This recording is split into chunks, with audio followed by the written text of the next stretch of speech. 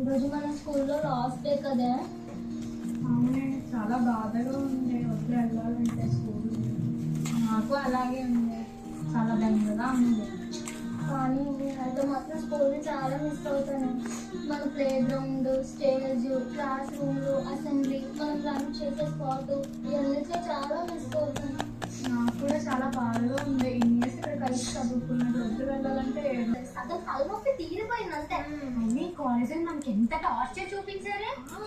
స్కూల్లో ఉన్నప్పుడు అయితే 10 సంవత్సరాలు ఉండగలం, ఇక్కడైతే 2 సంవత్సరాలు ఉండలేకపోయామే బాబు. 2 సంవత్సరాలు కూడా మనం అసలు బతకలిచ్చారా? హెచ్ఓడీలు, ప్రిన్సిపల్, వైస్ ప్రిన్సిపల్, మేడంలు, సార్లు, అమ్మో మన రక్తాన్ని తాగేశారే బాబు. అవును, ఈ కాలేజ్కి వచ్చాక రికార్డులు, రికమెండేషన్లు, ర్యాగింగ్లు, పాస్టేట్లు, గొడవ, గోల, అబ్బబ్బబ్బా. ఇంక ఈ రోజు నుంచి ఈ కాలేజ్ మొహం కూడా చూడవసరం లేదు. ఇంక ఈ రోజు నుంచి మనం ఫ్రీ బర్డ్స్ తిరగచ్చు. అవునే బాబు, ఇక నుంచి మనం నెక్స్ట్ డిగ్రీ కొత్త కాలేజ్ జాయిన్ అవుతాం. కొత్త వాతావరణం, కొత్త పరిసరాలు, స్టాఫ్, ప్రిన్సిపల్, టీచర్లు, స్టూడెంట్లు అందరూ మారిపోతారు. ఇక నుంచి కొత్త జర్నీ స్టార్ట్ చేయొచ్చు. తొందరగా పదండి, క్యాంటీన్ చూస్తే మనం ఇవ్వాల్సిన 500 అడుగుతుంది. అవునే బాబు, బేగా వెళ్ళిపోదాం నడండి. ఇంకా ఎవరైనా చూస్తే తగులుకుంటారు మధ్యలో. అవునే, అసలు ఇంక ఈ కాలేజ్ కి మనకి సంబంధం లేదు. ఒకవేళ వాళ్ళు ఏదైనా ఒకేషన్ నుండి పిలిచినా సరే మనం రావద్దు. ఎందుకంటే మన స్టడీస్ జీవితంలోనే ఇది ఒక హఠాత్ పరిణామం, ఇది ఒక పేరుకల లాంటిది. ఇంకా ఇలాంటి వాటిని మర్చిపోవాలి కానీ గుర్తు పెట్టుకొని రాకూడదు. ఇంక ఈ కాలేజ్ మొహం కూడా మనం చూడకూడదు. తొందరగా వెళ్ళిపోదాం. ఇంక ఫ్యాకల్టీతో, క్యాంటీన్ అవుతో, వాచ్మెన్ అంకుల్తో, ఇంక హెచ్ఓడీతో అసలు మనకి సంబంధం లేదు. వాళ్ళు ఎవరు మనకు తెలియదు, మనం ఎవరు మాకు తెలియదు.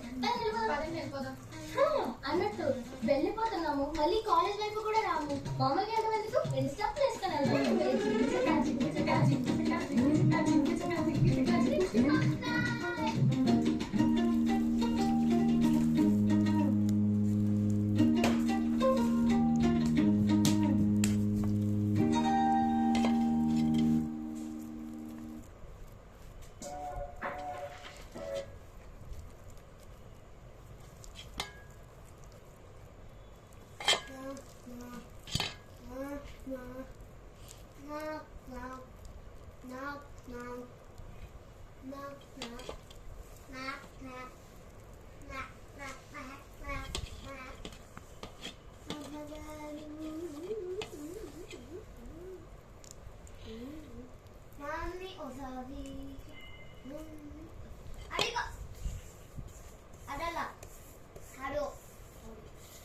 నీకు బెస్ట్ ఫ్రెండ్స్ ఎవరు లేరమ్మా?